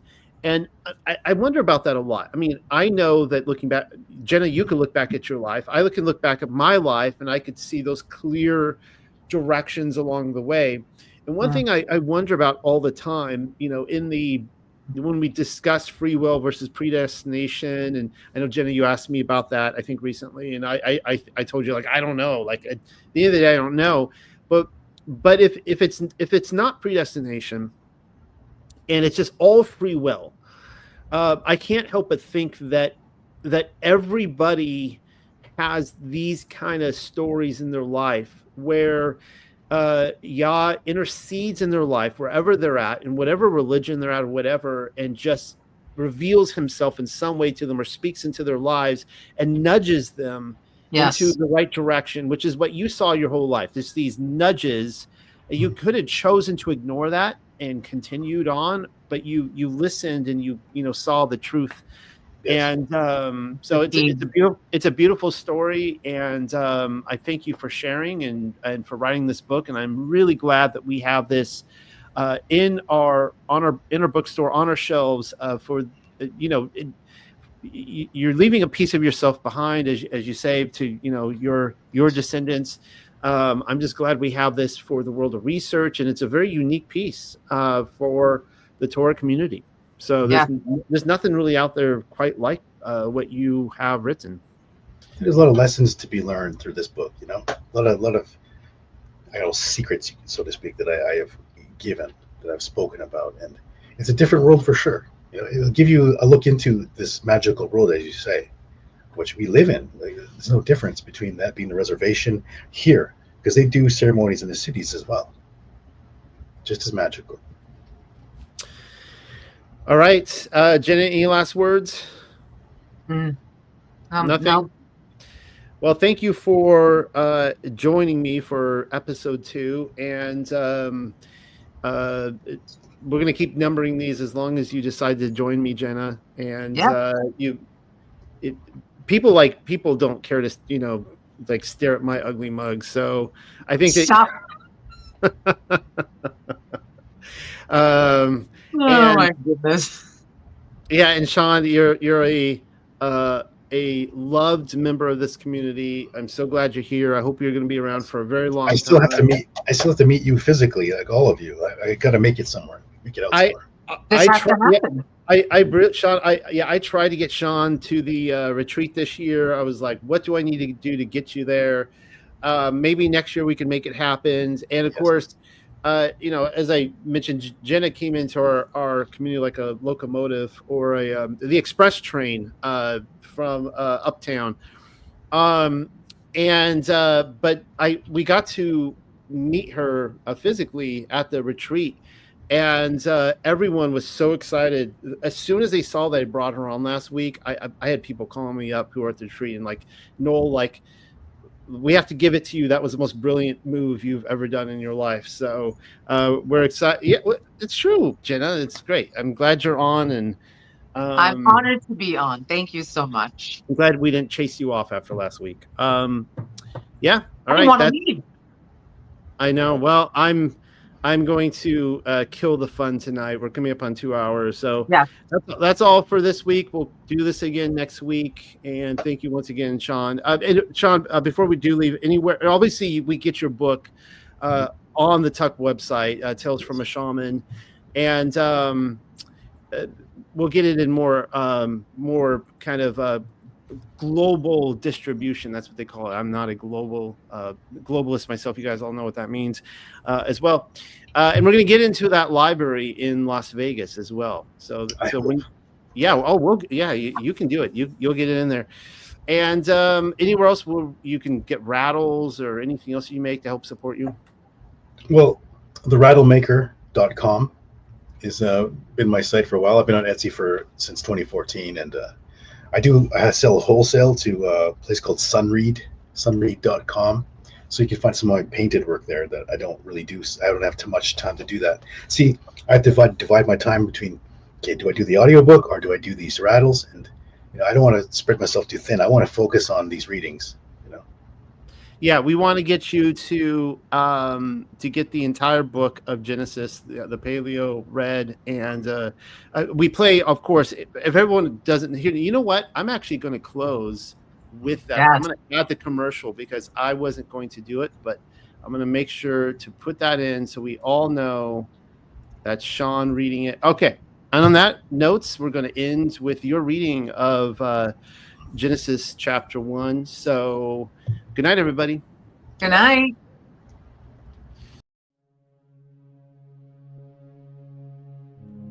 The first book of Moses, Bereshayath, chapter 1, first creation by Elohim. In the former time periods, as a powerful sign of working, chief son and heir Elohim filled with choice things, behold, as a sign Shemayim, the place of the names, and behold, as a sign Aratz, the chief place of running. But observe how Aratz was unorganized and empty, and Sheshach rose up from the deep waters, went up to its face, but the Ruach Elohim, as a wall of protection, moved violently upon the surface of the waters.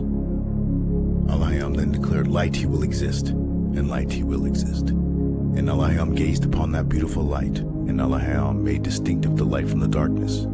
And to the light Elohim called out the name Ya'um, and to the darkness he called out the name Leah Laha. This was the close and the dawn of the first age.